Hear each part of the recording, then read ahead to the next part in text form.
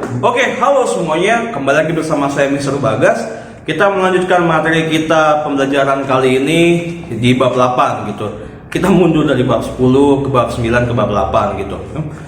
Videonya agak saya turunin dulu. Nah, ya di bab 8 ini kita mempelajari aktivitas air gitu. Nah, di aktivitas air ini di bab 8 pasti berhubungan dengan air dan ya pasti ya. Dia suatu tempat yang penuh dengan air, yaitu kolam renang gitu. Nah, di pelajaran dulu di kelas 7 kalian belum sempat praktek ya, karena waktu dan lain sebagainya, hingga akhirnya ya pandemi seperti itu. Ya sekarang pun kelas 8 kalian tidak bisa praktek juga, pandemi juga.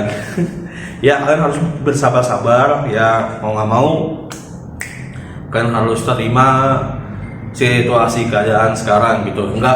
Jangan memaksakan kalian praktek di kolam renang, karena pandemi ini sangat riskan dan sangat bahaya. Takutnya kalian pun terkena di kolam renang ya, karena pun waktu itu kasus di daerah wisata mana tuh kolam renang semuanya dibubarin seperti itu ya. Sungguh sangat prihatin dengan keadaan sekarang. Bahkan ya pengusaha-pengusaha ya, kayak mall, kayak toko-toko, tempat-tempat hiburan, bahkan tempat-tempat kolam renang pun harus mengikuti dan taat kepada aturan pemerintah seperti itu, supaya mengurangi dampak penyebaran COVID-19 ini.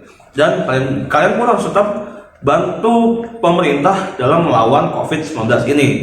Ya minimal dengan selalu setia memakai masker, dan itu kalau kalian kemana-mana pakai masker, selalu cuci tangan, selalu bawa hand sanitizer. Ya pokoknya ya jangan keluar, jangan kumpul-kumpul lah seperti itu. Nah, bab 8 ini kalian silakan buka di halaman awalnya nih. Lihat ada orang lagi ngapain nih? Lagi renang ya. Bukan lagi main bola. Renang gaya bebas termasuk gaya renang yang penting dan mudah dipelajari. Mengapa demikian?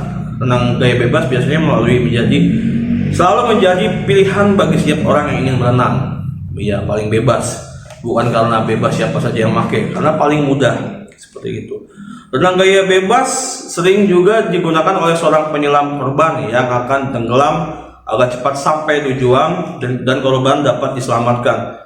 Hal ini karena renang gaya bebas memiliki gerakan yang sangat cepat dan efisien. Meskipun untuk penyelamatan dan membawa korban tenggelam tersebut diperlukan gaya renang yang lainnya gitu. Jadi kayak ada gaya renang lainnya gitu, gak hanya gaya renang bebas.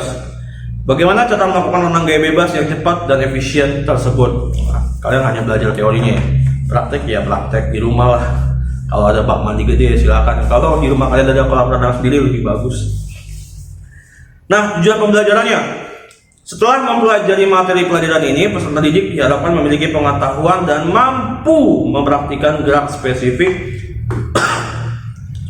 renang gaya bebas dengan koordinasi yang baik dan dengan menunjukkan perilaku disiplin, keberanian, percaya diri, dan kerjasama selama melakukan aktivitas renang seperti itu. Nah, silakan lanjutkan halamannya di yang A, hakikat gaya renang. Nah, gini, silakan kita simak.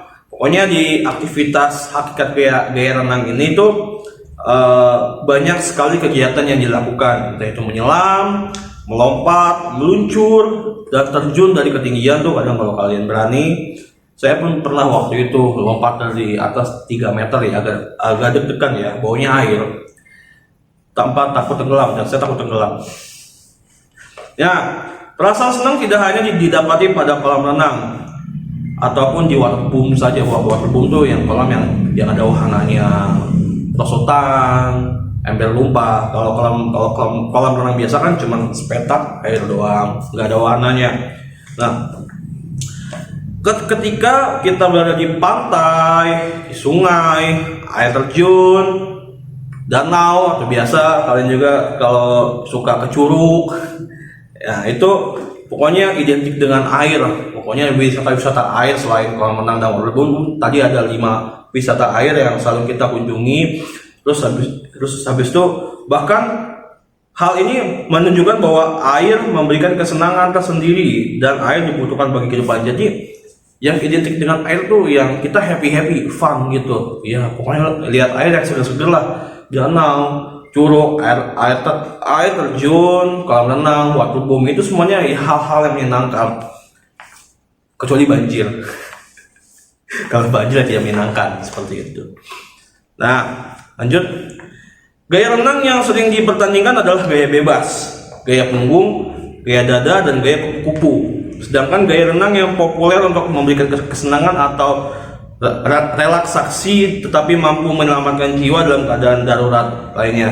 Gaya bebas, gaya miring, ada tuh gerakan seperti gaya bebas tapi ini miring karena sambil bawa sesuatu tangannya sebelah. Dan gaya punggung tuh seru banget gini di atas.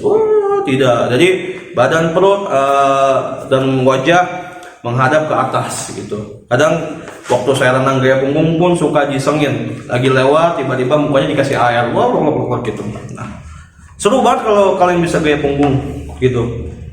Jadi ngapung sambil telentang gitu. Dari beberapa gaya tersebut, gaya bebas adalah gaya yang paling cepat dan efisien. Cepat dalam gerakan di air dan juga paling efisien dalam penggunaan tenaga, seperti itu. Itulah sebabnya kita perlu belajar renang gaya bebas gitu. Karena ini penting, dasar banget di saat kalian lagi dalam situasi genting. Dalam gini, misalkan saya pun pernah waktu renang di kolam yang dalam 2 meter lebih, 2,5, tiba-tiba kakinya kram. Aduh, kaki kram itu ngeliwat. Kalian jangan panik. Seusaha mungkin tetap ngapung ya, kaki kram, tangan masih bisa mengayun sampai ke tepian gitu. Kalau udah kecapean ya udah wassalam. Untungnya teman saya ada yang ngeliat, yang lain nolongin, langsung narik saya seperti itu. Nah, pokoknya diusahakan dalam situasi genting pun, dalam keadaan apapun, tolong jangan panik dulu, jangan tidak, tolong tidak gitu. Misalkan lagi kehilangan uang, uang hilang gitu. Kalau enggak mamahnya nyariin remote TV, remote hilang gitu, remote hilang. Karena jangan panik, tunggu dulu mah, mungkin keselip cari gitu, jangan ini remote mana nih, ini pengen nonton nih, mana cepet nih, kan udah lewat 1 menit. Nah itu bahaya, jangan sampai terjadi seperti itu. Renang gaya bebas itu sendiri merupakan dasar dari renang. Gaya renang ini akan memungkinkan tubuh bergerak di air lebih cepat daripada gaya yang lain gitu. Ya, serta memungkinkan untuk melihat ke depan. Karena kan kalau gaya punggung kan ke atas, lihat, nggak bisa lihat ke depan gitu. Dalam renang gaya bebas perlu dikoordinasikan antara gerakan ayunan kaki dengan ayunan tangan, serta cara pengambilan napasnya. Pas gini, pas lagi kan gini. Betul. Ambil nafas saya. Itu terus minum lagi. Terus pas di bawah air itu dibuang udaranya.